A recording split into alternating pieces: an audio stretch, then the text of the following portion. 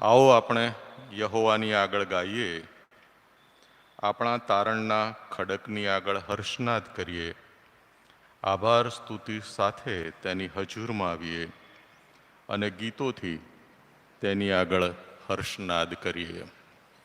આપણે પ્રાર્થના કરીએ. જીવતા અને પ્રેમાળ એવા અમારા પિતાજી, અમારા સર્જનહાર, અમારા દેવ, પ્રભુ, આ ઢળતી સાંજના સમયે તમારા ચરણોમાં આવવાની અને પ્રભુ અમારા તમારી સાથેના સંબંધ વિશેનો વિચાર કરવાની તમે અમને તક આપી માટે અમે આભાર માનીએ છીએ. પ્રભુ, સાંસારિક ઉથલપાથલો, વિઘ્નો, મુશ્કેલી અને બધાની વચ્ચે તમે અમને સાચવો છો, અમારું પોષણ કરો છો અને અમારા જીવનોને આનંદિત રાખો છો. તેને માટે પણ અમે તમારો આભાર માનીએ છીએ. પ્રભુ, અમારા મનોને, અમારા હૃદયોને તમે શાંત કરો, જેથી કરીને પૂરેપૂરી ગંભીરતા સાથે અને પૂરેપૂરી પવિત્રતા સાથે અમે તમારા વચનો વિશે વિચાર કરી શકીએ અને અમારી પરિસ્થિતિ વિશે પણ અમે વિચાર કરી શકીએ. આ મારી પ્રાર્થના પ્રભુ ઈસુના નામમાં સાંભળો અને સ્વીકાર કરો. આમેન. આપણે શાસ્ત્ર વાંચનમાં જોડાઈએ. બીજું રાજાઓનું બીજું પુસ્તક, એનો 18મો અધ્યાય અને 1 થી 8 કલમ હું વાંચીશ. રાજાઓનું બીજું પુસ્તક, બીજો રાજા કહી, એનો 18મો અધ્યાય અને 1 થી 8 કલમ હું વાંચીશ. અહીં મારા બાઇબલ પ્રમાણે 357 નંબરનું પૃષ્ઠ છે કદાચ. ઇસ્રાયેલના રાજા એલાહના દીકરા હોશિયાને 3જે વર્ષે એમ થયું કે યહૂદિયાના રાજા આહાઝનો દીકરો હિઝકિયા રાજ કરવા લાગ્યો. તે રાજ કરવા લાગ્યો ત્યારે તે 25 વર્ષનો હતો. તેણે યરૂશાલેમમાં 29 વર્ષ રાજ કર્યું. તેની માનું નામ અબી હતું. તે ઝખારિયાની દીકરી હતી. તેના પિતા દાઉદે જે સગડું કર્યું હતું તે પ્રમાણે તેણે યહોવાની દ્રષ્ટિમાં જે સારું હતું તે કર્યું. તેણે ઉચ્ચ સ્થાનો કાઢી નાખ્યા, સ્તંભોને ભાગી નાખ્યા, અશેરાહ મૂર્તિને કાપી નાખી અને મૂસાએ બનાવેલા પિત્તળના સાપના તેણે ટુકડે ટુકડા કરી નાખ્યા. કેમ કે તે દિવસો સુધી ઇસ્રાયેલ નામ નહુસ્તાન પાડ્યું.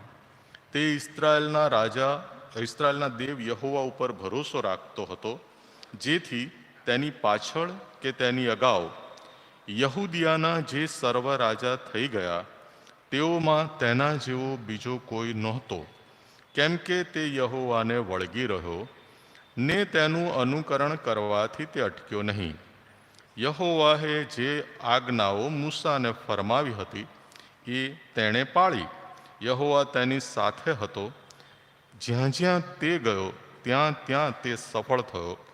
તેણે આશૂરના રાજાની સામે બંડ કર્યું ને તેની તાબેદારી કરી નહીં. તેણે પલિશ્તીઓને ગાઝા તથા તેની સરહદ સુધી ચોકીદારોના કિલ્લાથી તે કોટવાળા નગર સુધી હાંકી કાઢ્યા. પ્રભુ, આ વચનોને આશીર્વાદ આપો. તો આપણે હવે સંદેશા તરફ જઈએ છીએ. વિજ્ઞાનમાં એક નિયમ છે, લો ઓફ કોઝિલિટી એને કહે છે, કાર્યકારણનો સિદ્ધાંત. એવું કહેશે કે કશું કારણ વિના બનતું નથી. એટલે આજે મને જે તક મળી છે એની પાછળ ઈશ્વરનું કોઈ ચોક્કસ કારણ છે અને હું પ્રાર્થના કરું છું કે પ્રભુ એ કારણને પૂરું કરે. સાથે સાથે આ તક માટે હું પાળક મંડળનો, ખાસ કરીને પાસ્ટર નવીન સાહેબનો પણ આભાર માનું છું. ખૂબ ચિંતા સાથે આ આયોજનમાં તેઓ આગેવાની આપે છે. હું તેમનો આભાર માનું છું. મારી મંડળી વતી મને મોકલવામાં આવ્યો છે, એટલે હું આર્થર સાહેબ, સાવલેશ સાહેબ અને સુરેશ સાહેબ, અમારા 3 પાસ્ટર્સ છે, એમનો પણ આભાર માનું છું. અને આપ સૌ ઉદારતાથી, નમ્રતાથી મને સાંભળી રહ્યા છો માટે આપ સૌનો પણ હું આભાર માનું છું. એક નાની વાર્તાથી હું શરૂઆત કરું છું. એક ગામ હતું ટેકરીઓની વચ્ચે પર્વતાળ વિસ્તારમાં, અને ગામની બહાર જે સડક જતી હતી ત્યાં એક શિલા હતી, મોટી થોડી પથ્થરની શિલા. ગામ લોકો રોજ ત્યાંથી પસાર થાય, પણ એમને એ શિલામાં કશું કોઈ આકર્ષણ કે કંઈ નવીનતા લાગે નહીં. બન્યું એવું કે એક દિવસ એક શિલ્પકાર એ ગામમાં કોઈકના ઘરે રહેવા આવ્યો, અને એકાદ અઠવાડિયું થયું. એક સવારે ગામના લોકો રાબેતા મુજબ એ સડક ઉપરથી નીકળ્યા ત્યારે તેમણે જોયું કે શિલ્પની જગ્યાએ એક સુંદર દેવદૂતની પ્રતિમા છે, આકૃતિ છે, શિલ્પ છે. એટલે એમાંના કેટલાક લોકો પેલા શિલ્પીને મળ્યા અને એ શિલ્પીને કહ્યું કે તે તો ચમત્કાર કરી નાખ્યો. એક શિલા હતી કદરૂપી, એની કોઈ નોંધ ના લે, એમાંથી ત્યાં આવું અદ્ભુત શિલ્પ બનાવી દીધું. અને એ શિલ્પકારે જે જવાબ આપ્યો એ આજના સંદેશાનો વિષય છે. શિલ્પકારે એવું કહ્યું કે હું જ્યારે પણ ત્યાંથી પસાર થતો હતો અને શિલાને જોતો હતો ત્યારે શિલામાંથી જાણે કે દેવદૂત મને પોકારતો હતો. એ શિલાના પથ્થરો વચ્ચે એક દેવદૂત અંદર જકડાયેલો હતો, પથ્થરો વચ્ચે. એ શિલ્પ અંદર જ હતું, ઇનબિલ્ટ હતું, એમ્બેડેડ હતું, અને તે પથ્થરો વચ્ચે જકડાયેલું હતું. મેં તો કશું જ કર્યું નથી. એ જે શિલ્પ હતું દેવદૂતનું, એની આસપાસ એને જકડી રાખતા, એના આકારને બાંધી રાખતા નકામા પથ્થરોને મેં ટાંચણા વડે દૂર કરી દીધા. મેં દેવદૂત બનાવ્યો જ નથી. દેવદૂત તો હતો જ, ઓલરેડી એ શિલ્પમાં હતો. મેં તો કેવળ એ આકૃતિને સ્પષ્ટ કે દ્રશ્યમાન થતી રોકતા નકામા જે પથ્થરો હતા એમને મેં દૂર કરી દીધા, અને માટે તમે એને દેવદૂત તરીકે હવે જુઓ છો. મેં દેવદૂતને એના સાચા સ્વરૂપમાં હું બહાર લાવ્યો, મેં એને મુક્ત કર્યો. બાકી મેં કશું કર્યું નથી, નકામા પથ્થરોને મેં દૂર કર્યા. સચિવાલયમાં હું નોકરી કરતો ત્યારે મને એક નોન ક્રિશ્ચિયન ઓફિસરે પ્રશ્ન કરેલો કે યાર, ઈસુના મરવાનું કારણ શું અને કોણે માર્યા? એટલે મારી પાસે જે આધ્યાત્મિક જવાબ હતો, આપણે જે સુવાર્તા માટે વાપરીએ છીએ એ જવાબ, સ્પિરિચ્યુઅલ આન્સર, એ એવો હતો કે ઈસુ મારા અને તમારા પાપોની માફીને માટે મરણ પામ્યા, બલિદાન થયા અને મરણ પામ્યા. પણ એમનો જે બીજો પ્રશ્ન હતો એનો જવાબ આપતા મને થોડું અઘરું લાગ્યું. હું અચકાયો અથવા ખચકાયો, અને મારે ના છૂટકે એમને કહેવું પડ્યું કે ઈસુ જે ધર્મના હતા, યહૂદી ધર્મના, એ જ ધર્મના ધાર્મિક આગેવાનોએ અથવા ધર્મ ધુરંધરોએ ઈસુ ખ્રિસ્તને મારી નાખ્યા. અને આ સત્ય છે, આ એક વાસ્તવિક છે કે ઈસુનું જે મરણ થયું એ મરણનો જે આધ્યાત્મિક સંદર્ભ છે કે માનવ જાતના પાપોની માફીને માટે ઈશ્વરની કોઈ યોજના અગમ્ય, અને એ યોજનાના અંતર્ગત ઈસુ મરણ પામ્યા અથવા વધસ્તંભે જડાયા. પણ સાથે સાથે એ પણ એક વાસ્તવિકતા છે કે એમને વધસ્તંભે એટલા માટે જડી દેવામાં આવ્યા કારણ કે એ સમયનું જે ધર્મનું સ્વરૂપ હતું, એ સમયની જે ધર્મની આખી રૂપરેખા હતી, એની સામે ઈસુએ અવાજ ઉઠાવ્યો. અને એટલે એવું કહેવાય છે કે આ વિશ્વમાં જે થોડા ઘણા વિદ્રોહી વ્યક્તિ થયા, ઈસુ એમાંના એક છે. આ વાતને સ્પષ્ટ કરતા પહેલા હું તમને એ સમયનું જે સોશિયો ઇકોનોમિકલ અથવા પોલિટિકલ સમાજ હતો એની થોડી વાત કરું. તો એ સમયે યરુશાલેમમાં રોમન સત્તાનું રાજ્ય હતું. હેરોદ, પિલાત એ એના અધિપતિઓ હતા, અને રોમન સૈનિકો ઇઝરાયલમાં ચારે બાજુ ફરતા દેખાતા. અને કોઈ પણ યહૂદી જતો હોય તો એ રોમન સૈનિકો એની પાસે પોતાનો બોજો ઉપાડાવતા, એની પાસે કોઈ વસ્તુ હોય તો બળજબરીથી છીનવી લેતા. એ સૈનિક રાજ હતું, આપણે સમજી શકીએ છીએ. અને એ લોકો એ વખતે નહેરનું એક બાંધકામ ચાલતું હતું, હેરોદનો મહેલ બનતો હતો. આ બધું ઇતિહાસમાં છે વર્ણન જોસિફસના. તો એ લોકો એ પૈસાનું કલેક્શન જાત જાતના કર નાખતા હતા યહૂદીઓ પાસે, વેટ કરાવતા હતા. એટલે યહૂદીઓ પોતાના જ વતનમાં, પોતાના જ શહેરમાં ગુલામગીરી તળે હતા, રાજકીય ગુલામગીરી તળે હતા. હવે એ રાજ્ય સત્તાની સમાંતરે એક બીજી પણ સત્તા એ વખતે કાર્યરત હતી. એ શું હતું? રોમનોને ખબર હતી કે આટલા વિશાળ યહૂદીઓ ઉપર મુઠ્ઠીભર સૈનિકો સાથે રાજ કરવું એ સ્થાનિક આગેવાનો વગર શક્ય નથી. એમણે એક વસ્તુ જે નોંધી ખૂબ મહત્વની, કે યહૂદીઓ ધર્મ ભીરુ હતા. આ સાહિત્યનો બહુ સુંદર શબ્દ છે, ધર્મ ભીરુ હોવું. એમણે જોયું કે યહૂદીઓનો જે જૂનો કરાર છે એમાં જે ઈશ્વરની કલ્પના છે એ ભયાવહ ઈશ્વર છે, આવેશી ઈશ્વર છે, યુદ્ધ કરવા માટે પ્રોત્સાહન આપનાર ઈશ્વર છે, સામેવાળી પ્રજા અથવા વિરોધી પ્રજાઓનું નિકંદન કાઢી નાખનાર ઈશ્વર છે. એ ક્યાંક લૂંટને પણ પ્રોત્સાહન આપતા દેખાય છે, સ્ત્રી બાળકોને મારી નાખતા યુદ્ધોને પણ પ્રોત્સાહન આપતા દેખાય છે. એક ક્રોધ સભર ઈશ્વર, અને એ નિયમશાસ્ત્રના ઈશ્વર કે જે માણસ નાની અમથી ભૂલ કરે તો પણ એને શિક્ષા કરી દે, એવા ઈશ્વરની કલ્પના એ સમયે જૂના કરારમાં પ્રચલિત હતી. એટલે એ જે યહૂદી પ્રજા હતી એ ધર્મ ભીરુ પ્રજા હતી, ધર્મથી બીનારી, ડરનારી પ્રજા હતી. અને ડરને યથાવત રાખવા માટે, સ્ટ્રોંગ રાખવા માટે એ લોકોએ જે બીજી સત્તાનો આશ્રય લીધો એ હતી ધર્મ સત્તા. યરૂશાલેમ એ વખતનું જે ભૌગોલિક વિસ્તાર હતો એ 3 ભાગમાં વહેંચાય છે. ગાલિલની વચ્ચે શમરૂન, અને શમરૂન પછી યહૂદિયા અથવા યરૂશાલેમ. ગાલિલમાં શ્રીમંત યહૂદીઓ રહેતા હતા. ત્યાં માછીમારીનો બહુ મોટો બિઝનેસ હતો, અને ત્યાંથી દમસ્કસથી સિરિયા તરફ જતો એક રસ્તો હતો, અને ગાલિલથી, અને એ રસ્તા ઉપર આ માછલીઓનું ખરીદી વેચાણ થતું. અને બહુ શ્રીમંત હતા ગાલિલના યહૂદીઓ, પિતરની ને જે બધી માછીમારોની વાત છે. અને બીજી તરફ શમરૂનીઓ બહિષ્કૃત હતા, એ વર્ણસંકર પ્રજા હતી. અને તેની એક તરફ યરૂશાલેમ હતું, જ્યાં વર્ષો જૂનું મંદિર હતું સુલેમાને બાંધેલું. હવે એ મંદિર એ યહૂદીઓની આસ્થાનું કે શ્રદ્ધાનું કેન્દ્ર હતું. એ ગાલિલના યહૂદીઓ પર્વ પાળવા માટે મંદિરમાં જતા. અને યરૂશાલેમમાં એ યહૂદીઓની જે ધાર્મિક ડર અથવા એમનું જે ગભરાહટ અથવા ઈશ્વરથી ડરવાનું જે વલણ, એનો ઉપયોગ કરીને નિયમશાસ્ત્રના 700 કરતાં વધારે નિયમો, પુનર્નિયમમાં છે, તમે વાંચજો. અને એને તોરાહ પણ કહે છે, એ લિખિત છે, રિટન, અને એવું નોન રિટન પણ હતું એ સમય.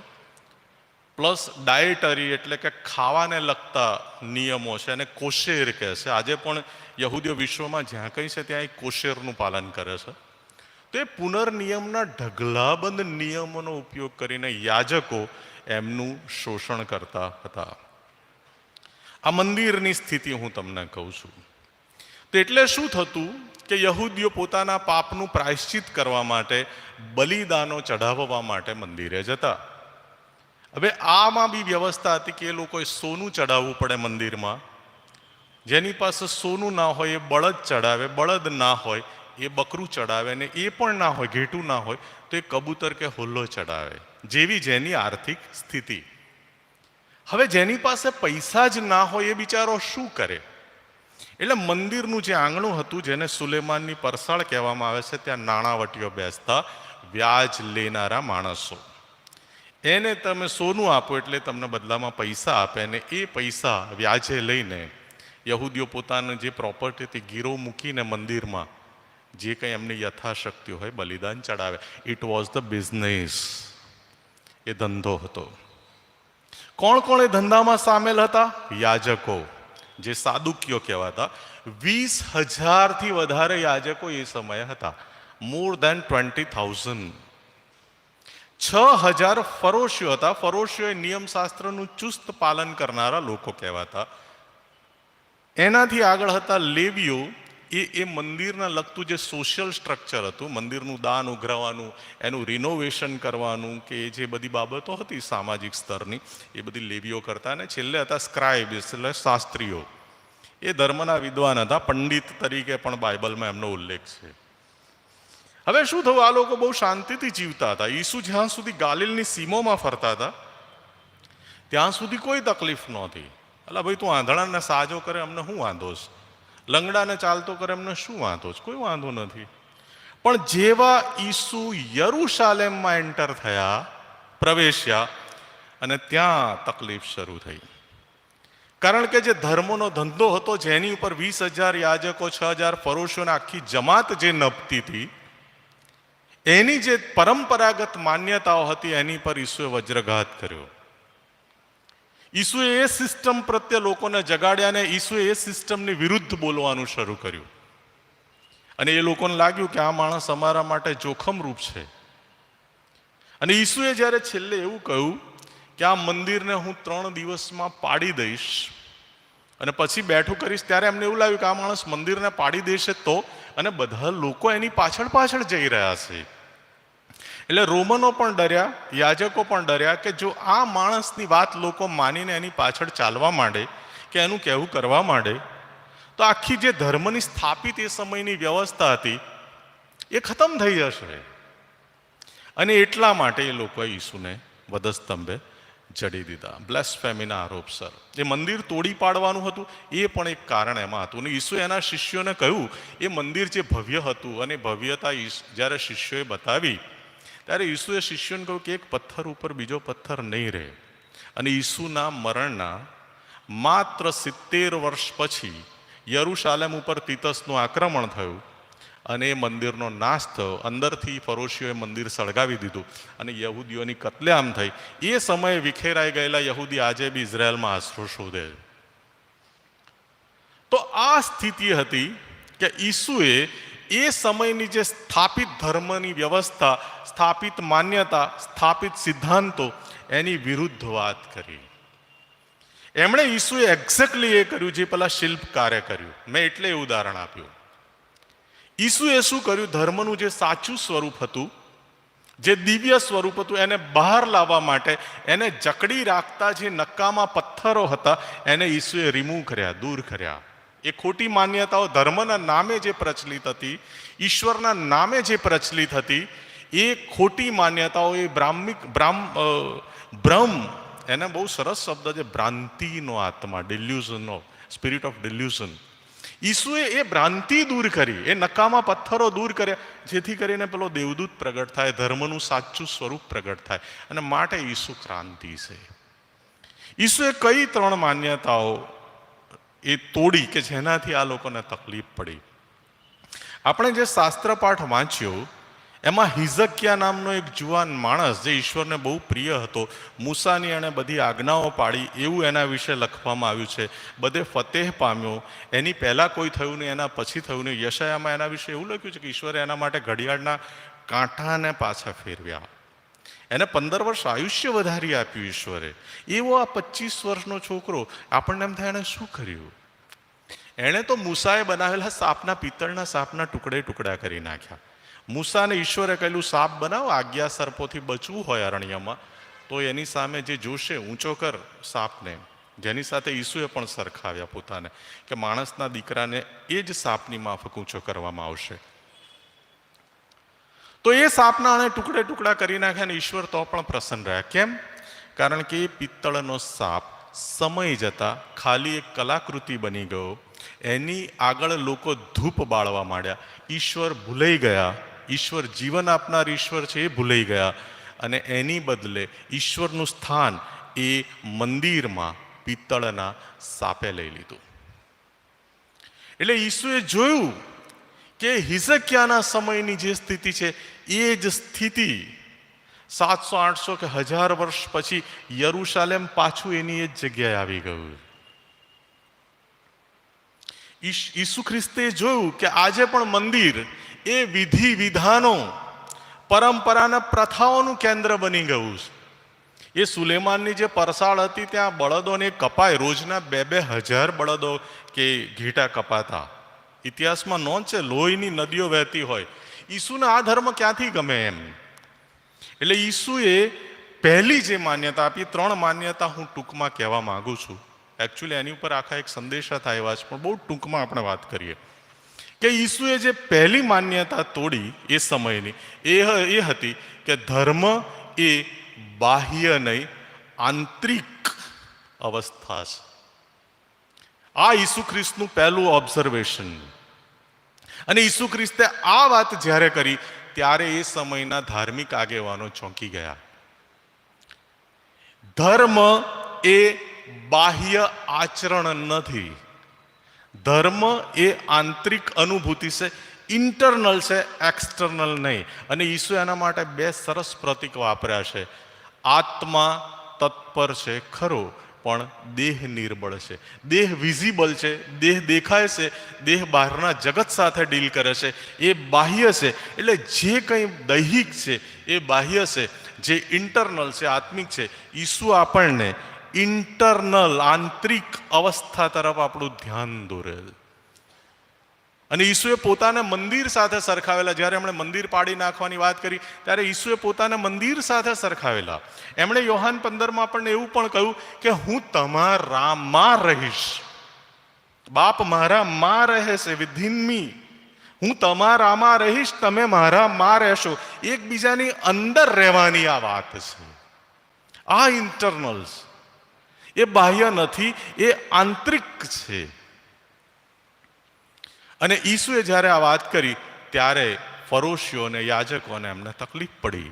કારણ કે મંદિર તો બહાર હતું, એ મંદિરમાં થતી જે બધી પ્રથાઓ હતી એ તો બહાર હતી. અને ઈસુએ જ્યારે અવલોકન કર્યું ફરોશીઓની સામે કે તું તારો થાળી વાટકો માહેથી સાફ કર, ઇન્ટરનલ, બહારથી નહીં. એ કોશરમાં લખ્યું હતું કે ભાઈ થાળી વાટકા બહારથી સાફ કરવાના, તો અશુદ્ધિ અંદર ના જાય. ઈસુએ એક જુદી વાત કરી, અંદરથી સાફ કર, માહેથી. ધોળેલી કબર એમને કહ્યા કે બહારથી સુશોભિત દેખાય છે, પણ અંદરથી તો હાડકાથી ભરેલી છે. અંદરથી કેમ થાળી વાટકો અંદરથી સાફ કર? એમને પેલા ફરોશીઓએ કહ્યું કે તારા શિષ્યો તો હાથ ધોયા વગર ખાય છે. ત્યારે ઈસુ એવું કહ્યું કે બહારથી જે અંદર જાય છે એ માણસને વટાળતું નથી, એ ડિફાઇલ કરતું નથી. પણ જે અંદરથી બહાર આવે છે, એટલે કે દુર્વાસના, ખોટા વિચારો, એ માણસને વટાળે છે, એ ડિફાઇલ કરે છે માણસની સ્પિરિચ્યુઅલ અવસ્થાને. ઈસુની આ પહેલી ક્રાંતિ છે કે એમણે માણસને આંતરિક અવસ્થા તરફ જોતો કર્યો, બહાર ને આંતરિક. અને ત્યારે એમણે એ કહ્યું, અને એમના વિચારોનો પડઘો પાછળ જોઈ શકીએ છીએ. સ્ટેફનને જે પથ્થરે મારવામાં આવ્યો એમાં પણ આ જ કારણ છે. સ્ટેફન એવું કહ્યું, પરાત પરનો દેવ હાથે બાંધેલા મંદિરોમાં રહેતો નથી. આ સ્ટેફને કહ્યું. એના પછી પાઉલે કોરિન્થીઓને પત્ર લખતા કહ્યું, તમારું શરીર એ દેવનું મંદિર છે, એ સાચું મંદિર છે, અને દેવનો આત્મા તમારામાં વસે છે. ઇટ ઇઝ હિયર વિધિન મી. આ પાઉલે કહ્યું. અને ઈસુએ જ્યારે આ વાત કરી કે બહારથી જે અંદર જાય છે એ માણસને વટાળે છે, વટાળતું નથી, અંદરથી જે બહાર આવે છે એ માણસને વટાળે છે, ત્યારે એમની જાણ બહાર એમણે બિહેવિયર સાયન્સનો એક બહુ મોટો સિદ્ધાંત કહ્યો. આજે આખું વર્તણૂક વિજ્ઞાન, સાયકોલોજીની બ્રાન્ચ છે, આખી એની પર કામ કરે છે. વૃત્તિમાંથી વિચાર પેદા થાય છે, વૃત્તિ, ઇન્સ્ટિક્ટ. વૃત્તિમાંથી, તમારી જે મનોવૃત્તિ છે એમાંથી તમારા વિચાર પેદા થાય છે. ઈસુએ બહુ મસ્ત રીતે સમજાવ્યું, સારું ઝાડ સારા ફળ આપે ને નઠારું ઝાડ નઠારા ફળ આપે. ઈસુએ ફરોશીઓના વિચાર જાણીને કહ્યું, મનના વિચાર જાણીને કહ્યું કે ભૂંડા વિચારો. આપણી જે વૃત્તિ છે, ઇન્સ્ટિક્ટ છે, મનોવૃત્તિ, એમાંથી વિચાર પેદા થાય છે, અને વિચારમાંથી આપણા વાણી અને વર્તન પેદા થાય છે. આ મનોવિજ્ઞાન છે.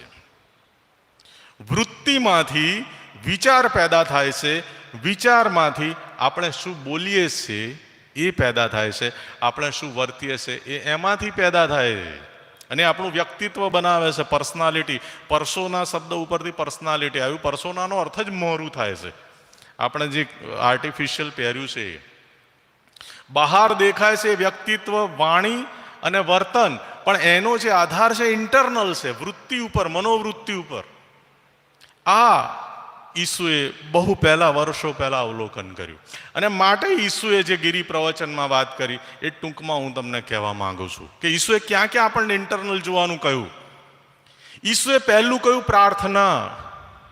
ફરોશીઓ સભાસ્થાનોમાં લોકો જુએ છે એમ પ્રાર્થના કરે છે, મોટે મોટેથી પ્રાર્થના કરે છે, ઘંટાઓ પાડી પાડીને પ્રાર્થના કરે. વિદેશીઓની પેઠે લવારો ન કરો, કારણ કે તમને જે વાનાની જરૂર છે ઓલરેડી તમારો આકાશમાંનો બાપ જાણે છે. એટલે ઈસુએ આપણને એક પ્રાર્થનાનું નવું સ્વરૂપ આપ્યું. તું પ્રાર્થના કરે ત્યારે એકાંતમાં તારી ઓરડીમાં પેસ. હર્મિટિઝમ નામની એક બ્રાન્ચ છે, એમાં એને સેલ કહેવામાં આવે છે અને એ લોકો ગુફાઓમાં આજે પણ જીવે છે. ખ્રિસ્તી સાધુઓ, એને હર્મિટ્સ કહેવાય છે. કોપ્ટિક ક્રિશ્ચિયાનિટી ઇજિપ્તમાં છે, ઊંચા ઊંચા પર્વતોની ગુફાઓમાં એ સાધુઓ છે. આલ્પ્સમાં પણ છે, યુરોપમાં પણ. તું જ્યારે પ્રાર્થના કરે ત્યારે તું એકાંતમાં પ્રવેશ. ત્યાં તને કોઈ જોવાનું નથી, ત્યાં તને કોઈ સાંભળવાનું નથી તું શું બોલે છે. અને તું જેમ જેમ એકાંતમાં રહીશ, પ્રાર્થના કરીશ, એમ એમ તને ખ્યાલ આવશે કે આ બહારથી જે કબર સુશોભિત દેખાય છે, અંદરથી તો કેવી છે. તું તારા વિચારોને જોઈશ, તું તારી મનોવૃત્તિને જોઈશ, તું તારા ઇન્ટરનલ અવસ્થાને જોઈ શકીશ, તું એકાંતમાં જઈશ ત્યારે. અને ક્રિશ્ચિયનોમાં બહુ સરસ ટ્રેડિશન છે ક્વાઇટ ટાઈમની, શાંત સમય, જે આપણને એકાંતમાં લઈ જાય. પ્રાર્થના વિશે ઈસુએ કહ્યું. ત્યાંથી આગળ ચાલીએ છીએ ઉપવાસ વિશે. ઈસુએ કહ્યું કે ઉપવાસ કર ત્યારે લોકોને દેખાય એવું ના કર મોં કટાણું કરીને, કારણ કે એ બદલો પામી ચૂક્યા છે. ઈસુનો ઉપવાસ કેવો છે? તું ભૂખ્યાને જમાડ. ફરોશીઓએ ઈસુને કહ્યું કે યોહાનના શિષ્યો ઉપવાસ કરે, તારા શિષ્યો તો ઉપવાસ કરતા નથી, ગાંઠનું રવિવારે પેલા કણસલા તોડીને ખાય છે સાબ્બાત વારે. ત્યારે ઈસુએ આ વાત કરી કે ભૂખ્યાને જમાડો. આ પ્રાંતિજમાં 300 બાળકો દફનાયેલા છે, કૂવો છે, એની નીચે 300 બાળકો છપ્પનિયા દુકાળમાં મિશનરીઓએ દાટ્યા. ત્યાં એક વાક્ય લખ્યું છે, મને વાક્ય બહુ ગમે છે. હવે તેઓને કદીએ ભૂખ નહીં લાગે. ખ્રિસ્તી ધર્મ આ ઈસુએ આ શીખ્યું. ઉપવાસ તું કર, ન ખાય, સારી વસ્તુ છે, એનું આધ્યાત્મિક મહત્વ પણ છે. ઉપવાસ વિશે પણ સંદેશો આપી શકાય એમ છે કે ઉપવાસ ન કરો એટલે તમારી ઇન્દ્રિયોને પોષણ ન મળે. પોષણ ન મળે એટલે ઇન્દ્રિયો જે પ્રબળ હોય એ પ્રબળ થાય નહીં અને તમારું ધ્યાન ઈશ્વર તરફ જાય. ઉપ એટલે નજીક અને વાસ એટલે રહેવું, ઈશ્વરની નજીક રહેવું, એ આનો સાચો અર્થ છે ઉપવાસનો. તો ઈસુએ ઉપવાસ માટે કહ્યું. ત્યાંથી આગળ ચાલીએ છીએ તો ક્રોધ કરવા વિશે કહ્યું. હું જ્યારે આ વાત વિશે વિચારું ત્યારે એમ થાય કે હું તો કોઈ દિવસ સ્વર્ગમાં જઈ શકું નહીં. કેમ? ઈસુએ એવું કીધું જે પોતાના ભાઈને મૂર્ખ કહેશે એ પણ ગેહન્નામાં જશે.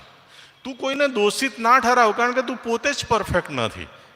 એ બદલો કે ન્યાય એ તો ઈશ્વરનું અધિકાર ક્ષેત્ર છે. તું કોણ? અને ક્રિશ્ચિયનોના ઘરોમાં આપણે ઝઘડા જોઈએ, પ્રોપર્ટીના પ્રશ્નો જોઈએ અને બધી જાત જાતની વાતો જોઈએ ત્યારે એમ થાય કે આ ક્રિશ્ચિયનો શું કરે છે. એટલે તને ના પાડી છે કે તું દોષિત ના ઠરાવીશ કોઈને. આ ઈસુનું શિક્ષણ છે. ક્રોધ નહીં કરવાનો, ખુલ્લેઆમ હત્યા ન કરે એવું તો નિયમશાસ્ત્રમાં હતું. તું મનમાં પેલાની વિરુદ્ધ ક્રોધ કરીશ તો બી પાપ કર્યું. વ્યભિચારને પણ એ મનના સ્તરે લઈ ગયા. કોઈ સ્ત્રીની તું આબરૂ લૂંટે કે વ્યભિચાર કરે, એ બાહ્ય સ્તરે નહીં, આંતરિક સ્તરે બી એ વ્યભિચાર છે. તું કોઈ સ્ત્રીની સામે જુએ ખોટી નજરે તો એ બી વ્યભિચાર છે. દાનની પણ ઈસુએ વાત કરી. વિધવાને પેલી દમડી નાખતા જોઈ ત્યારે માહેલી વસ્તુઓ દાનમાં આપો. આ ઈસુનું વાક્ય છે, હું નહીં બોલતો. ઈસુએ આ કહ્યું છે કે માહેલી વસ્તુઓ દાનમાં આપો. કઈ માહેલી વસ્તુઓ? સ્વાર્પણ કરવાની વાત કરી છે ઈસુએ. એક માણસ 10-15 રૂપિયા આપીને જેમ ખુશ થઈ જતો, ઈશ્વર બી 50-100 રૂપિયા આપીને ખુશ થઈ જશે કે આપણે ખરીદી લઈશું? ઈસુએ આ કહ્યું કે માહેલી વસ્તુ તારે આપી હોય તો આપ, તારો સમય આપ, તારું ધ્યાન આપ, તારું કોન્સન્ટ્રેશન આપ, તારો પ્રેમ આપ ઈશ્વરને. એ માહેલી વસ્તુ છે, એ તું દાનમાં આપ. તો ઈસુએ ઇન્ટરનલ કહ્યું. અને જ્યારે આપણે ઇન્ટરનલ કરીએ ત્યારે શું થાય? પસ્તાવો થાય. મને મારી ખોટી બાબતો ધ્યાનમાં આવે, હું પસ્તાવો કરું, મને આંતરિક અવસ્થાનું ભાન થાય. પિતરને જ્યારે થયું ત્યારે કીધું પ્રભુ હું પાપી છું. યશાયાને થયું ત્યારે એણે એવું કીધું હું અશુદ્ધ હોઠનો માણસ છું, મારું આવું બન્યું છે. તો પસ્તાવો થાય. ને પછી જે બીજું સ્ટેપ આવે પ્રતિક્રમણ કહેવાય, પાછા ફરો. યોહાનની જે બાપ્તિસ્મા કરનારે સંદેશો આપ્યો એ આધારા છે કે પસ્તાવો કરો ને પાછા ફરો. તો ઈસુ જ્યારે આપણને આંતરિક રીતે પોતાની તપાસ કરવાનું કહે છે, ઇન્ટ્રોસ્પેક્શન કરવાનું કહે છે, આંતર નિરીક્ષણ કરવાનું કહે છે, ત્યારે સાથે સાથે આ પણ કહે છે કે એનાથી જ પસ્તાવો થશે, એનાથી તમે જે માર્ગે જઈ રહ્યા છો ત્યાંથી પાછા ફરશો. બહિર્દ્રષ્ટિ, પછી અંતરદ્રષ્ટિ આવે. અંતરદ્રષ્ટિ આવે, આપણને આંતરિક અવસ્થાનું ભાન થાય, અને પછી ઉર્ધ્વ દ્રષ્ટિ આવે. 3 દ્રષ્ટિ. સંસાર વ્યર્થ છે એવું આપણને લાગે એટલે આપણે આપણી જાત તરફ જોતા થઈએ, અંદર જોતા થઈએ. અંદર જોતા થઈએ એટલે ખબર પડે કે યાર હું તો પાપી છું, અશુદ્ધ છું, મારે તો બહુ બધી ઈશ્વરની કૃપાની જરૂર છે. અને પછી આપણે ઉપર જોતા થઈએ, ઈશ્વર તરફ પ્રાર્થના કરીએ કે પ્રભુ મને મારા પાપોમાંથી મુક્ત કર. તો આ એક આધ્યાત્મિક પ્રક્રિયા બને છે. તો ઈસુની પહેલી વાત આ હતી. ઈસુએ જે બીજી વાત કરી કે જેણે ફરોશીઓને તકલીફ આપી અથવા ધર્મસત્તાને તકલીફ આપી, એ બીજી વાત એ હતી કે ધર્મ એ જ્ઞાન આધારિત નથી. ધર્મ એ થિયરી નથી. ધર્મ એ પંડિતાઈ નથી. ધર્મ એ સંવેદના આધારિત છે, લાગણીનો વિષય છે, સેન્સિટિવિટીનો વિષય છે. ધર્મ એ આઈક્યુ નથી, ઇન્ટેલિજન્ટ ક્વેશ્ચન નથી, આઈક્યુ નથી. ધર્મ એ ઇક્યુ છે, ઇમોશનલ ક્વેશ્ચન ઉપર આધાર રાખે છે, લાગણી ઉપર. એ વખતના જે ફરોશીઓ હતા એમને નિયમશાસ્ત્ર મોઢે હતું.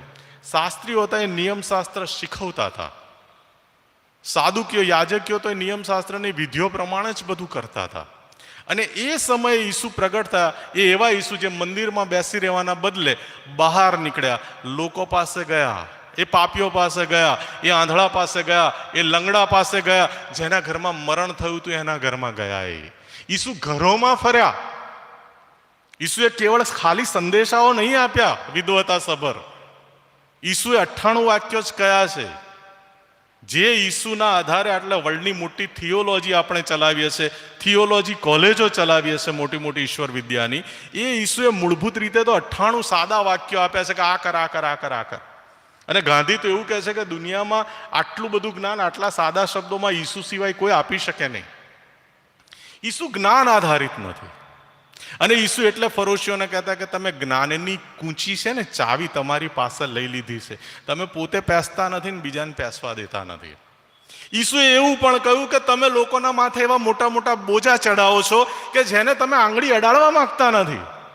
તમે ખાલી પંડિતાઈની વાતો કરો છો. તમારા લોકોના જીવનોના પ્રશ્નોમાં જે રસ લેવો જોઈએ, લોકોની મુશ્કેલીઓમાં જે રસ લેવો જોઈએ, લોકોના સુખ દુઃખમાં ભાગીદાર થવું જોઈએ, એ તો તમે થતા નથી.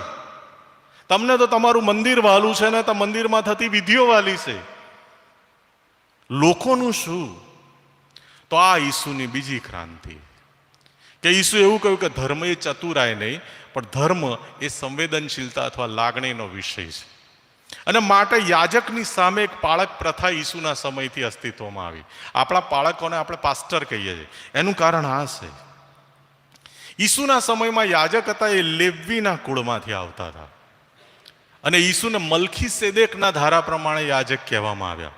કારણ કે ઈસુ એ લેવીના કુળમાંથી નહોતા આવતા. ઈસુ સાદુકી નહોતા, ફરોશી નહોતા, શાસ્ત્રી નહોતા. ઈસુ તો દાઉદ ઘેટા પાળક હતો, જેણે પોતાના ઘેટાને સિંહ અને રીંછના પંજામાંથી છોડાવ્યા એક લાકડી લઈને.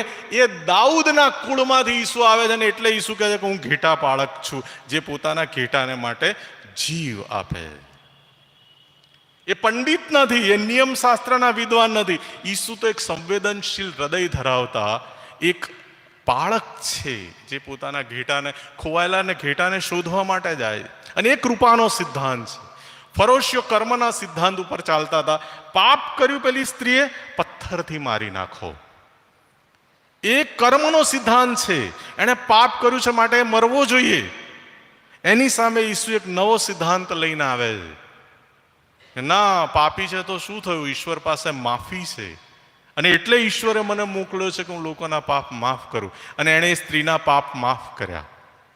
ઈસુએ પાપીઓને પ્રેમ કર્યો, રક્તપિત્યાઓને પ્રેમ કર્યો, જેને ફરોશીઓ ધિક્કારતા હતા અથવા એવું કહેતા હતા કે તમારા કર્મનું ને પાપનું પરિણામ છે, એ બધાને ઈસુએ પ્રેમ કર્યો. અને એ કૃપાનો સિદ્ધાંત પેદા થયો ઇક્યુમાંથી, ઇમોશનલ કોશન્ટમાંથી, એ સંવેદનશીલતામાંથી પેદા થયો. અને માટે ઈસુએ જે જ્ઞાનથી ચાલતા હતા એમને એવું કહ્યું, બાળક જેવા બનો. તમે કદી બાળકનો ઓબ્ઝર્વ કર્યું છે? બાળક પાસે જ્ઞાન નથી હોતું, બાળક ઇન્ટેલિજન્ટ નથી હોતું. બાળક પાસે શું જ્ઞાન હોય? પણ બાળક પાસે એક બહુ મહામૂલી મૂડી છે, અને એ છે એની સંવેદનશીલતા. એવું કહેવાય છે કે બાળકની જે ઉંમર હોય છે, જન્મ સમયે ઇમોશનલ વધુમાં વધુ હોય, સેન્સિટિવ વધુમાં વધુ હોય, અને જેમ જેમ માણસ મોટો થતો જાય એમ એમ એની સંવેદનશીલતા ઘટતી જાય. એક બહુ સરસ ઉદાહરણ મને યાદ આવ્યું, કહી દઉં. રાજકોટમાં અથવા કોઈક સૌરાષ્ટ્રની સ્કૂલમાં એક એડીઆઈ ગયા. એમણે એક છોકરાને ઊભો કરીને પૂછ્યું, બેટા મોટો થઈને શું બનીશ? તો કે હું ડૉક્ટર બનીશ. એક છોકરીને પૂછ્યું, મોટી થઈને તું શું બનીશ? હું એર હોસ્ટેસ બનીશ. દૂર ખૂણામાં એક છોકરી માથું ઢાળીને બેઠી હતી. એને પૂછ્યું, બેટા તું શું બનીશ? મોટી થઈને તું શું બનીશ? એ છોકરીએ ચીસો પાડીને કહ્યું, મારે મોટા જ નથી થવું. મોટા નથી થવું. ડર લાગે છે મોટા થવાનો. કેમ? મોટા મા બાપને એણે જોયા છે. એની માને કોઈ એક્સ્ટ્રા મેરિટલ અફેર છે ને એનો બાપો દારૂ પીને એની માને મારઝૂડ કરે, ઘરમાં ખાવાના ફાંફા. આ ગોમતીપુરની ઝૂંપડપટ્ટીમાં અમારા એક બહેનને, શિક્ષિકા બહેનને, એક છોકરી એવું કહ્યું કે તમે પ્રાર્થના કરો, ઈસુ સાંભળે. હા, તો પ્રાર્થના કરો ને મારા બાપા મરી જાય. આ દવાખાનું થયું ત્યાં ગોમતીપુરમાં. આ એક બનાવના કારણે દવાખાનું સીએનઆઈ કર્યું. મોટા નથી થવું. કેમ નથી થવું? કારણ કે મોટા થઈને આપણે બહુ ચતુર થઈ ગયા છીએ, બહુ વિદ્વાન થઈ ગયા છીએ, આપણે પંડિત થઈ ગયા છીએ. મોટા આપણને બાઇબલની કલમો મોઢે છે, મુખપાઠ મોઢે છે, પણ ઘરમાં કોઈને માફી આપવાની હોય કે કોઈ ગરીબને મદદ કરવાની હોય, કોઈ વિધવાને મદદ કરવાની હોય, તો આપણા પેટનું પાણી નહીં હાલતું. સાહેબ, એક બહુ મહાન વક્તાએ સંદેશો આપ્યો કે ઈસુએ આપણા માટે લોહી વેવડ્યો. અલ્યા ભાઈ, ત્યાં કોઈને કદી 300 ml લોહી આપ્યું? ના. આપણે એવું કહીએ ખરા કે ઈસુ લોહી વેવડાવે, ઈસુ સ્વર્ગ છોડીને ધરતી ઉપર આવ્યા મારે માટે, એવું આપણે પ્રાર્થનામાં કહીએ ખરા. પણ આપણે ઘર છોડીને કદી કોઈ ઝૂંપડપટ્ટીમાં નથી જતા, કારણ કે આપણે ગોખણીયા છીએ. આપણે આ બાઇબલ જે છે ને એને એક થિયરી બનાવી દીધી છે. એનું જે પ્રેક્ટિકલ ઇમ્પ્લિમેન્ટેશન જીવનમાં કરવું જોઈએ એ આપણે ના કર્યું ને. ઈસુ એ સમયે આ નોંધ્યું કે તમે મોટી મોટી વાતો કરો છો, બોજા ચઢાવો છો, પણ પોતે તો એક આંગળી અડાડવા ઈચ્છતા નથી. આ ઈસુનું અવલોકન છે. ખાલી સાંભળવું એટલું ઈસુએ નથી કહ્યું. બાઇબલ વાંચવું, બાઇબલ સાંભળવું, એનાથી વાત પતી જતી નથી. ઈસુએ આગળ બી 2 સ્ટેપ કયા છે.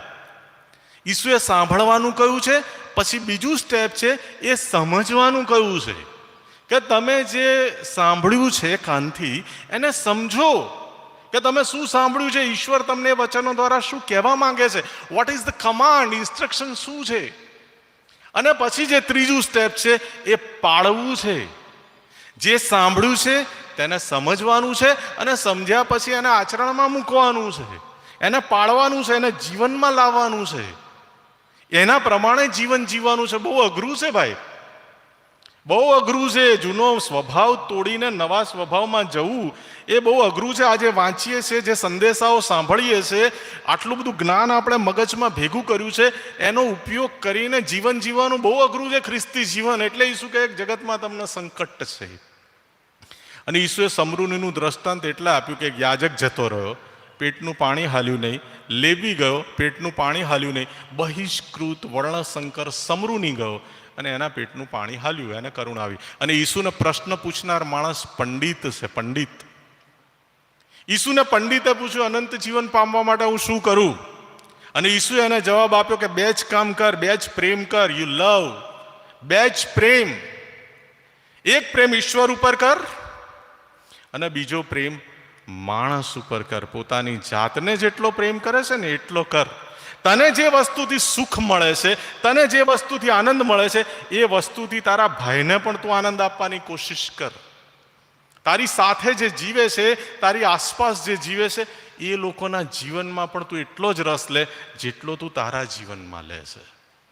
આ ઈસુની બીજી ક્રાંતિ છે કે ધર્મ એ આઈક્યુ પર બેઝ નથી, એ ગોખણપટ્ટી નથી, એ થિયરી નથી, એ ડિગ્રી નથી, એ સંવેદનશીલતા છે, લાગણીસભર હૃદય છે, પ્રેમસભર હૃદય છે, કરુણાસભર હૃદય છે. અને ત્રીજું ઈસુની જે ક્રાંતિ છે એ કરીને આપણે વાત બંધ કરીએ. ઈસુએ ત્રીજી જે વાત કરી એ કરી કે ધર્મ એ પ્રાપ્તિ ઉપર આધાર રાખતો નથી, એ ત્યાગ છે. ધર્મ એ એચિવમેન્ટ નથી, એ સિદ્ધિ નથી. ધર્મ એ ભેગું કરવાની વાત નથી, ધર્મ એ તો જતું કરવાની વાત છે. સમજવાની જરૂર છે. ઈસુએ ફિઝિકલ વાત નથી કરી. માનસશાસ્ત્રમાં એક રશિયન માનસશાસ્ત્રી થઈ ગયેલો પાવલોવ એક સિદ્ધાંત આપ્યો અને કન્ડિશનિંગનો સિદ્ધાંત કહે છે. કન્ડિશનિંગ એટલે શું કે તમારી જે જરૂરિયાત હોય અથવા તમને જે ગમતું હોય એ સમય જતાં ધીમે ધીમે તમારી આદત બની જાય છે. અને વ્યસન પણ કહેવાય. જરૂરી નહીં વ્યસન દારૂનું કે સિગરેટનું કે તમાકુનું જ. પૈસાનું બી વ્યસન હોય, સંબંધનું બી વ્યસન હોય, સ્ટેટસનું બી વ્યસન હોય ને અહમનું બી વ્યસન હોય. અને ઈસુએ આ બધાની વાત કરી છે. ઈસુએ આ બધાની વાત કરી છે કે આ છોડવાનું છે. તારી જે આસક્તિ છે એ છોડ. અને બાઇબલ બહુ સ્પષ્ટ કહે છે કે જગત સાથેની મૈત્રી એ દેવ પ્રત્યેનું વેર છે. જગત સાથેની મૈત્રી એ દેવ પ્રત્યેનું વેર છે. જો માણસ આખું જગત મેળવે, જો માણસ આખું જગત મેળવે પણ એના આત્માને હાનિ પહોંચે તો શું લાભ? એટલે તારી પાસે આખું જગત છે, તે બધું મેળવી લીધું, પણ તારો આત્મા જો તને ડંકતો હોય અથવા ન ડંકતો હોય તો મરી ગયેલો હોય તો એ શું કામનું તે મેળવેલું? એ કાર, એ બંગલો, એ જમીન, એ સંપત્તિ, એ સોનું, શું કરીશ તું? મને એક ભાઈએ હમણાં બહુ મસ્ત વાત કરી કે યાર સારું છે ઉપર લઈ જવાની જોગવાઈ નહીં. આપણે ઉપર કશું લઈ જવાના નહીં, તોય જો આટલું ભેગું કરીએ છીએ ને તરફડિયા મારીએ છીએ ને જાત જાતના ખેલના નાટકો કરીએ છીએ, તો જો ઉપર લઈ જવાનું હોત તો આ દુનિયા શું થાત? કશું લઈ જવાનું નથી, તો પણ જો આટલા ધાંધલ ધમાલ મચાવી છે આપણે, લઈ જવાનું હોત તો શું થાત? ઈસુએ 3 ત્યાગની વાત કરી. ઈસુએ કહ્યું કે સંબંધોને મહત્વ ના આપીશ, રાજાઓ ઉપર અને રથો ઉપર ભરોસો ના રાખ, એના કરતા વધારે ભરોસો તું તારા પ્રભુ ઉપર રાખ. અને બહુ મહત્વની વાત છે આજના જમાનામાં, કારણ કે હવે જીવન બહુ અઘરું થવાનું છે, આકરું થવાનું છે. અને એવા સમયે આપણે આપણા સક્ષમતા, સંબંધો એની ઉપર આધાર રાખીએ, એના કરતાં ઈશ્વર ઉપર આધાર રાખીએ બહુ જરૂરી છે. ઈસુએ પોતાની માને કીધું કે ભાઈ તારે ને મારે શું?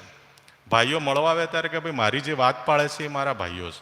આ સગા વાત છે, ઈસુને પસંદ નથી. એ સમયે યાજક જે હતા, યાજકો એ સસરો અને જમાઈ હતા, અન્નાસ ને કાયાફાસ. અને એ સમયે ચારે બાજુ આ જ હતું, સગાવાત, સગાવાત, સગાવાત. ત્યાંથી ઈસુ આગળ ચાલે. આપણે જે બીજા ત્યાગની વાત કરી છે, સંપત્તિનો ત્યાગ. ઈસુ સંપત્તિ ત્યાગવાનું નથી કહેતા. ઈસુ આપણને સંપત્તિનો જે લોભ છે, એ પૈસાદાર થવા માટે આપણે જે તરફડિયા મારીએ છીએ, જે ખોટી રીત રસમો અપનાવીએ છીએ, ઈસુને એની સામે વાંધો છે. પહેલા તું દેવના રાજ્યને શોધ, એટલે તને જે વાનાની જરૂર છે એ આપવામાં આવશે. બહુ સુંદર એક વાક્ય છે, આપણને જેની જરૂર છે એ આપવા માટે ઈશ્વર બંધાયેલા નથી. અરે આપણને જે જોઈએ છે એ આપવા માટે ઈશ્વર બંધાયેલા નથી, આપણને જેની જરૂર છે એ આપવા માટે ઈશ્વર બંધાયેલા છે. મારે તો બહુ બધું જોઈએ છે, એ આપવા માટે ઈશ્વર બંધાયેલા નથી. મારે જીવન જીવવા માટે જેની જરૂર છે એ આપવા માટે ઈશ્વર બંધાયેલા છે. ઈસુએ એવું પણ કહ્યું કે દ્રવ્ય અને દેવ, 2 ધણીની ચાકરી એકસાથે થાય નહીં. અને ફરોશીઓ વિશે એવું ઓબ્ઝર્વેશન છે કે એ દ્રવ્ય લોભી હતા. તો ઈસુએ આપણને બીજા ત્યાગની વાત કરી છે કે તું સંપત્તિની પાછળ ના દોડ યાર, વૈભવ પાછળ ના દોડ. તને જે જોઈએ છે એ ઉપરથી આપવાનો જ છે. ચકલીઓને જુઓ, વાવતા નથી, લણતા નથી. પક્ષીઓને જુઓ, ખેતરના ફૂલને જુઓ. સુલેમાન પણ એના વૈભવમાં એવો નહોતો. હા, આ ઈસુનું શિક્ષણ છે. પછી ત્રીજી જે વાત કરી ઈસુએ, સૌથી મહત્વની વાત એ છે, અને એમાં ખ્રિસ્તી ધર્મનો આધાર છે, પાયો છે સ્વનો ત્યાગ. આ બહુ વિચિત્ર વાત છે. આપણામાં દરેકમાં ઓછે વત્તે અંશે એક મહત્વાકાંક્ષા રહેલી છે કે મને મહત્વ મળે. હું વસંતભાઈ આમ ને ફલાણા આમ ને ઢીકણા આમ ને બહુ જોરદાર આપણે હરખાઈએ છે. આ ઈગો પણ એને કહેવાય. ઈગો મનોવિજ્ઞાનમાં એને નાર્સિસમ કહે છે. સ્વમોહ એટલે એની વિરુદ્ધ ઈસુએ જે વાત કરી છે એને સેલ્ફ ડેનાયલ કહે છે, સ્વનકાર. મારી પાછળ ચાલવું છે, મારો શિષ્ય બનવું છે તો વધસ્તંભ ઉચકીને ચાલ. જે રીતે હું વધસ્તંભે જડાયો એ રીતે તું પણ વધસ્તંભે જડા. ઘઉંનો દાણો ભોંયમાં પડીને દટાતો નથી ત્યાં સુધી એ નવા દાણા ઉત્પન્ન કરી શકતો નથી. ઈસુએ આપણને સ્વનકારની વાત કરી છે. મોરારી બાપુએ બહુ સરસ વાત કરી એમની મિટિંગમાં કહેલું કે ક્રિશ્ચિયનોનું જે ક્રોસ પ્રતીક છે મને બહુ ગમે છે કે એમાં જે ઊભું લાકડું છે આઈ બતાવે છે, આઈ, અને આડું લાકડું છે આઈનો છેદ બતાવે છે. મારે મારી જાતને મહત્વ આપવાનું નથી. એ જે આઈ છે આપણી અંદર, અહમ, ઈગો, એને નાબૂદ કરવાનો છે. અને બીજી એક બહુ સરસ વાત છે કે ક્રોસ વિશે એક ફિલોસોફરે એવું કહ્યું છે કે ક્રોસ કદી સોનાના હોય. અને એનાથી પણ આગળ એક સરસ વાક્ય છે કે ક્રોસ તો લટકવા માટે છે, લટકાવવા માટે નહીં. ક્રોસ લટકવા માટે છે, જીવનની વેદનાઓને સહન કરવા માટે. અને ક્રોસ ઉપર લટકવું એ શું? પોતાની ઈચ્છાનો ત્યાગ. મેં આ ગીત એટલે પસંદ કર્યું હતું જે ગઈ શકાયું નહીં. જ્યારે સ્તંભે હું ધ્યાન ધરું, આઇઝેક વોટ, જે પર મર્યો ગૌરવનો રાય, અલભ્ય લાભ તોટો ગણું, બહુ મોટો લાભ એને હું ખોટ ગણું, તોટો ગણું, અછત ગણું, ને સંસાર ત્યાગ કરું સદાય. સંન્યસ્તનો પણ અર્થ આ છે. આપણે સંસારમાં રહેવાનું છે, જગતમાં રહેવાનું છે, જગતમાં રહીને જગતથી પર રહેવાનું છે. આજે એક ખ્રિસ્તી વ્યક્તિ જે પોતાને ઈસુનો શિષ્ય કહેતી હોય, જે અટક ક્રિશ્ચિયન લખાવતી હોય અથવા ચર્ચમાં નિયમિત આવતી હોય, પોતાને ઈસુની બહુ નજીક માનતી હોય, ઘરમાં ઈસુના 10-12 ફોટા હોય, અને એ વ્યક્તિ જ્યારે એક ઈસુને નહીં માનતી વ્યક્તિના જેવું જ જીવે, એના જીવનના હેતુઓ બધા એવા જ હોય જેવા પેલા વ્યક્તિના છે, તો આપણે માની લેવું કે આપણને ઈસુનું મન બી નથી ને ઈસુનો આત્મા બી નથી. અને ખ્રિસ્તીની વ્યાખ્યા છે કે જેને ખ્રિસ્તનો આત્મા નથી એ ખ્રિસ્તી નથી. તો ઈસુએ 3 ત્યાગની વાત કરી છે, એને પણ આપણે ધ્યાને લઈએ.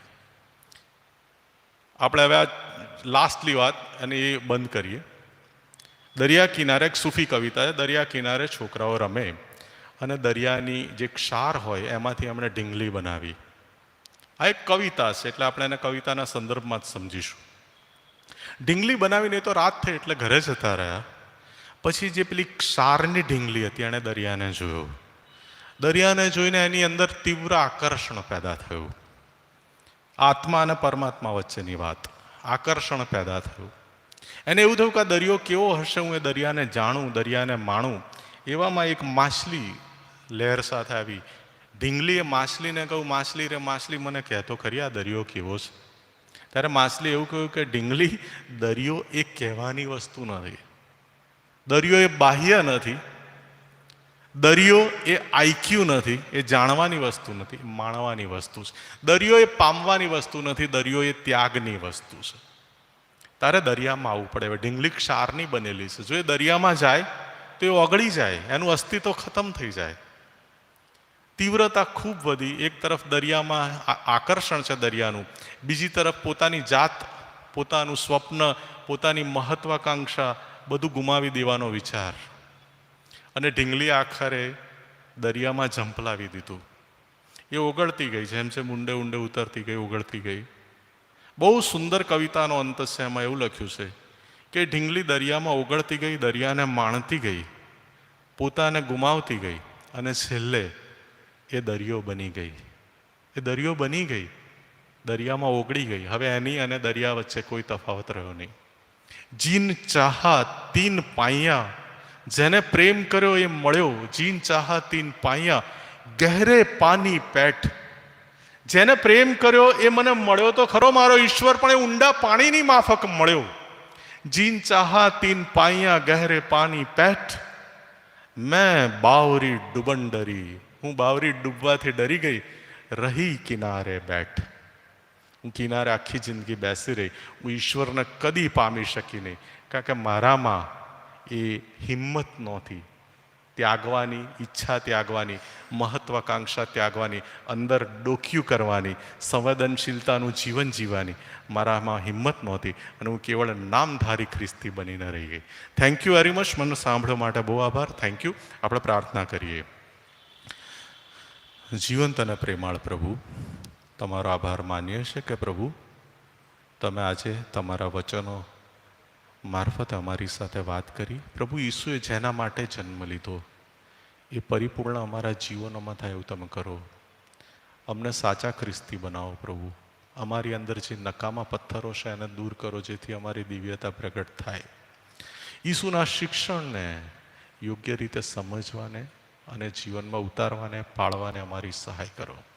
બાળક જેવા બનવામાં અમારી સહાય કરો. પ્રભુ ઈસુના નામમાં પ્રાર્થનાનો સ્વીકાર કરો. આમીન. ઓ આકાશમાંના અમારા બાપ, તમારું નામ પવિત્ર મનાવો, તમારું રાજ્ય આવો, જેમ આકાશમાં તેમ પૃથ્વી ઉપર તમારી ઈચ્છા પૂરી થાવ. દિવસની અમારી રોટલી આજ અમને આપો. જેમ અમે અમારા ઋણીઓને માફ કર્યા છે તેમ તમે અમારા ઋણ અમને માફ કરો. અમને પરીક્ષણમાં ન લાવો, પણ ભૂંડાઈથી અમારો છૂટકો કરો. કેમ કે રાજ્ય, પરાક્રમ તથા મહિમા સર્વકાળ સુધી તમારા છે. Amen. Okay, thank you very much. બધાનો ખૂબ આભાર. Thank you.